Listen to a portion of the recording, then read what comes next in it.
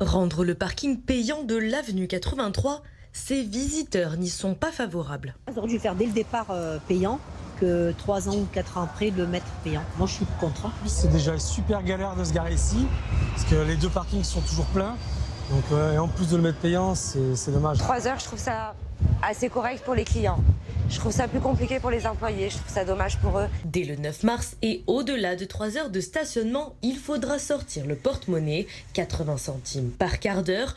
1 heure gratuite supplémentaire est accordée aux clients du cinéma. Mais ce qui fait bondir les syndicats, c'est le sort réservé aux quelques 1500 salariés qui travaillent à l'avenue 83.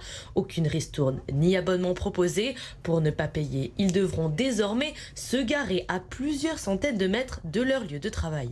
On nous demande d'aller nous garer à Ikea quand on ferme à 20h50 les magasins, donc on est aux alentours de 21h. La route n'est pas éclairée, les parkings ne sont pas sécurisés.